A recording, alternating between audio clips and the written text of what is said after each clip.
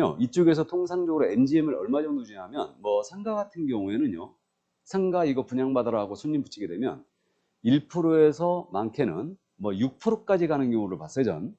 근데 그 정도까지는 이제 아닐 텐데, 어쨌든 1%에서 2% 사이 정도의 MGM을 내려줘요. 그럼 만약에 분양가가 7억이었잖아요. 그러면 2%를 준다 그러면 1,400만 원 줍니다. 그러니까 손님한테는 보수를 통상 안 받아요. 그냥. 근데 받은 거예요. 그래갖고 이제 여기서 찔러버린 거지. 보수를 받은 겁니다. 그러니까 여기서 찔러버린 겁니다. 이거 보수 초과다하고. 이게. 그래갖고 문제가 된 사건이에요. 그래갖고 이 소송이 대법원까지 간 겁니다. 개공은 어떻게 주장했냐면, 이게 분양계약이 체결된 후가 아니잖아요, 지금. 그러니까 요걸 소개만 했기 때문에 결국은 이거는 중개사무를 소개한 게 아니다. 그러니까 보수초가 아니라고 주장했던 거죠. 이 점에 대해 우리 대법원이 어떻게 판단했냐. 자, 지금 현재 분양계약이 체결되진 않았다. 동호수가 지정되진 않았다. 하지만 당첨이 되는 순간 어느 집에 들어갈지가 한 세대였으니까 정해져 버린 거죠. 그러니까 이것의 중개는 건물의 중개로 봐야 된다. 그래서 결국은 보수초과로 처벌한 사건이 이게. 그래서 입주권은 결론적으로 당첨이 되면 입주 예정자로 선정될 수 있는 지위에 불과하다. 이렇게 나오면 일단 아니란 얘기죠.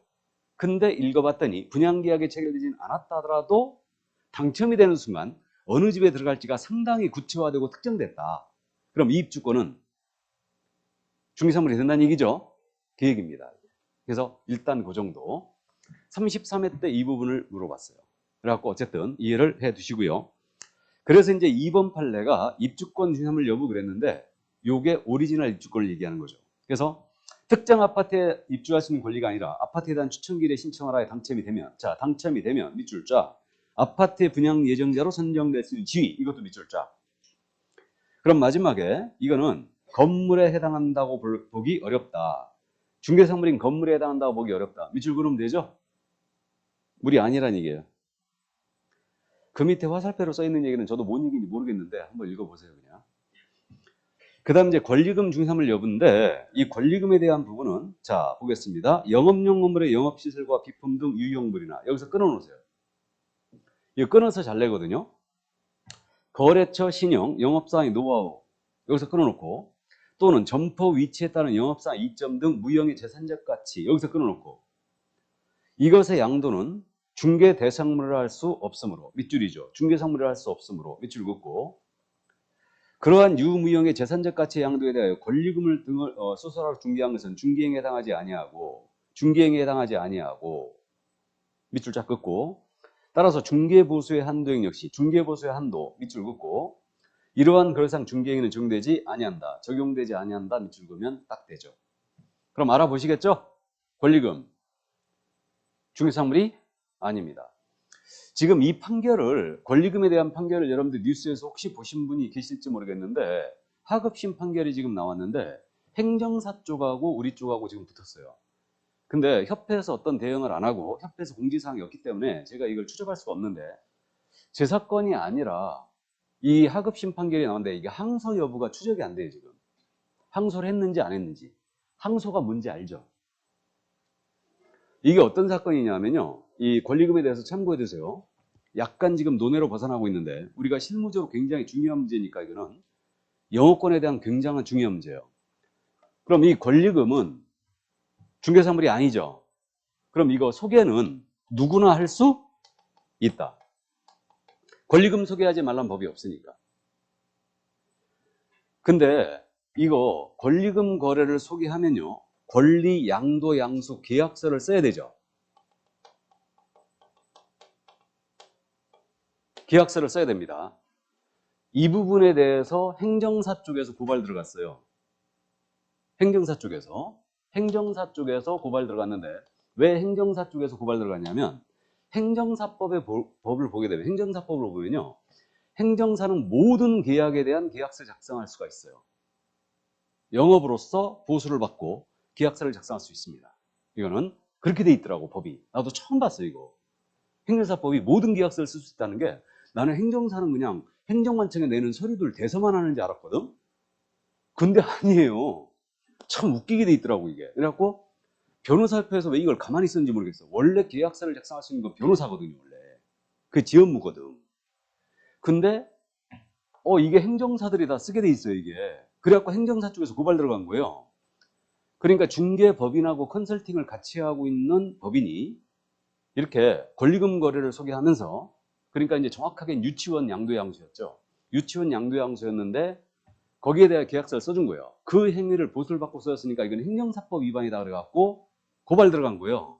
그래갖고 최종적으로 대법원에서 이걸 하급심에서 판단했죠. 그러니까 1심 판결에서 나온 건데, 이거 권리금은 중사물이 아니다. 그러니까 계약서 작성해서는 안 된다. 그래갖고 개공한테 벌금 100만 원이 나갔어요. 벌금 100만 원 나갔습니다. 이건 행정사법 위반이다 그래갖고 벌금 100만 원이 나간 거예요. 그럼 결론적으로 이렇게 된 거 아닙니까? 그 하급심이 확정이 됐다면 이게 이제 선례로 남게 되는데, 그러니까 대법원의 판결이 아니니까 제가 뭐라 말씀드리기는 조금 그렇긴 한데 이렇게 되는 거예요, 지금. 그럼 지금 현재 벌금 100만 원 때렸고 이게 항소심에 갔는지 안 갔는지 잘 모르겠어요. 협회에서 이 부분도 공지를 안 하고 있거든요, 지금. 입을 다물고 있는 거예요, 그냥. 왜 그런지 난 당최 모르겠는데 어쨌든 그럼 실무적으로 어떻게 해야 되느냐, 이 문제가 생겨요. 그러니까 실무하신 분들이 이걸 저한테 질문을 계속 지금 보내는 거예요. 어떻게 해야 되냐고. 그럼 우리가 상가 중개할 때 권리금은 필연적으로 중개를 하고 있잖아, 지금. 그리고 계약서를 써줘야 되는데 계약서 써주게 되면 이건 행정사법 위반이 되는 거예요. 그러니까 이거는 제가 지금 녹화되고 있어가지고 좋습니다. 어쨌든 녹화되든 안 되든 제가 생각하기엔 그렇게 해야 돼. 그럼 어떻게 해야 되냐면 상가를 중개하면서 권리금 양도양수를 소개 안 할 수가 없거든. 분명히 교섭 우리가 다 해줘. 그러면 계약서를 권리금 양도양수 계약서를 써주면은 결국은 이것은 우리 행정사법 위반에 걸리게 되니까 이게 그럼 변호사단체에서도 이걸 걸 수 있어요, 우리한테. 중개사물이 아닌데 왜 네가 계약서를 써주냐. 그죠? 그럴 수 있어요, 이게. 그렇기 때문에 결국은 권리금 양도양수 소개만 하고 계약서는 당사자가 직접 쓰는 걸로 해야 돼. 직접 쓰는 걸로. 그럼 어떻게 해야 되냐? 우리가 사서식으로 권리 양도양수 계약서가 있거든요. 협회에서 제공하는 게 있어요. 이 서식을 손님한테 주는 거지. 손님한테 이게 권리 양도양수 계약서거든요. 그리고 그러면 내가 소개를 했으니까 편의상 인적사항 다 입력을 해드리고 두 분이 직거래하는 걸로 정리합니다. 개공이 중개에 따른 도장을 안 찍는 거지. 뭔 말인지 아셔요? 그리고 이건 권리금에 대한 보수지 계약서 써준 거에 대한 보수가 아니다. 권리금 계약서 써준 건 내가 서비스로 써주는 거다. 보수를 받으면 이게 영업이 되니까. 근데 소개에 대한 부분은 받아야 되잖아, 우리가. 뭔 말인지 아셔요? 혹시 주변에 여기 이 자리에 실무하는 계시면 그렇게 하세요. 그러니까 권리금 계약서는 개공이 도장 찍지 말아야 돼. 도장 찍지 말아야 되고 직접 본인이 쓰는 걸로 해야 돼. 당사자가. 대신 상가 임대차 계약, 임차권 양도 계약서는 우리가 써줘야지. 그거는. 거긴 정상적으로 확인 설명서 규보하고 도장 찍어야지 다. 뭔 말인지 아셔요? 상가 그러니까 임차권 양수할 때 계약서가 두 장이거든요. 상가 임대차 계약서가 있고 상가 임대차 계약서는 주인하고 쓰는 거지. 그 다음에 권리 양도양수 계약서는 임차인들끼리 쓰는 거예요. 나가는 임차인, 들어오는 임차인. 뭔 말인지 아시죠? 그럼 권리 양도양수 계약서 우리가 도장 하나 찍어야지. 그리고 보수는 그에 대한 보수가 아니다. 계약서 쓰는 거에 대한 보수가 아니고 소개에 대한 보수다. 그렇게 해야 돼. 권리금 소개에 대한 거. 뭔 말인지 아십니까? 혹시 실무하신 분 계시면 그렇게 하셔야 됩니다. 그래서 지금 현재 이게 이 판결이 지금 추적이 안 되기 때문에 결국은 남의 판결이기 때문에 내가 볼 수가 없어요. 이걸 항소 여부도 확인이 안 되고 있어요. 그래갖고 이거 기사 쓴 사람이 계속 추적해서 알려줬어야 되는데 관심이 없어요, 별로. 우리 협회에서도 별로 관심이 없는 것 같아. 질의가 올라갔는데도 협회에서 답변을 안 해.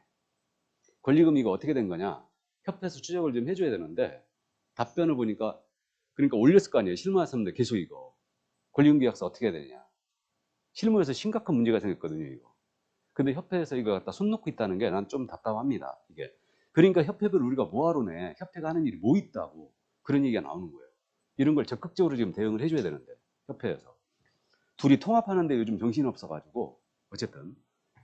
자, 그래서 이제 권리금 참고를 해주시기 바랍니다. 이게 그 정도 이해하시고. 자, 그러면 이제 여기까지만 지금 현재 판결이 나와 있네요. 금전채권에 대한 판결 이것도 이제 있는데 이거는 그냥 설명을 드렸으니까 내가 이 책을 정확하게 지금 현재 어디 써 있는지 모르겠어요. 어쨌든 자, 그러면 이 정도 이제 건물에 대해서 이해를 해 두시고요. 이제 넘어갑니다. 토지의 정착물이에요. 이 정착물의 개념을 말씀드렸습니다. 토지에 딱 달라붙어서 쉽게 해체할 수 없는 것을 우리는 정착물이라고 한다. 이게. 그럼 우리 중개대상물의 범위가 그렇게 돼 있잖아요. 건물, 그 밖에 토지 정착물 이렇게 돼 있기 때문에 정착물 한번 나열해 보면 이렇게 돼요. 건물이 있고요. 그 다음에 나무들도 심어져 있고, 감나무 한 그루 서 있는데 감이 주렁주렁 달려 있고요. 그 다음에 여기 무가 심어져 있습니다. 아스팔트 포장도 있고요. 담장도 있고, 그 다음에 터널도 있고, 다리도 있어요. 교량, 이게 있고, 암석도 있어요. 이게 전부 다 토지 정착물이에요. 그러면 이들 중에 토지와는 분리되어 독립부동산이 됨으로써 중개대상물이 될 수 있는 게 있느냐, 이걸 찾아보는 거예요. 이게 정착물의 문제입니다.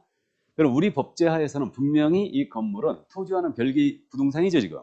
그러니까 이거는 중개대상물임이 명백합니다. 이건 이론의 여지가 없어요. 근데 이쪽에 있는 거, 이게 20개 집단이에요. 이거 감나무라고 그랬죠. 미분리 과실이에요. 분리되지 않은 과실. 그 다음에 이거 무라고 그랬습니다. 농작물이에요. 그 다음에 아스팔트 포장, 담장, 터널, 교량, 암석인데, 이러한 것들은 이 상태에서는 토지의 구성물에 불과합니다. 그런데 토지의 구성물에 불과하다는 것을 여러분들은 민법 시간에 종물, 부합물 이런 걸로 공부해요. 그러니까 토지와 일체화되어 있기 때문에 결국은 이건 토지로부터 분리시키더라도 부동산이 안 됩니다. 그럼 이쪽에 있는 것들은 중개대상물이 안 됨이 명백하다는 얘기예요. 그러니까 담적, 담장, 암석, 토사, 터널 다 안 됩니다. 이건 분명해요. 근데 끊었을 때 요 세 가지, 여기까지 20개 집단 미분리 과실, 이거 농작물 있지 않습니까? 이 세 가지는 일정한 공시 방법을 갖춥니다.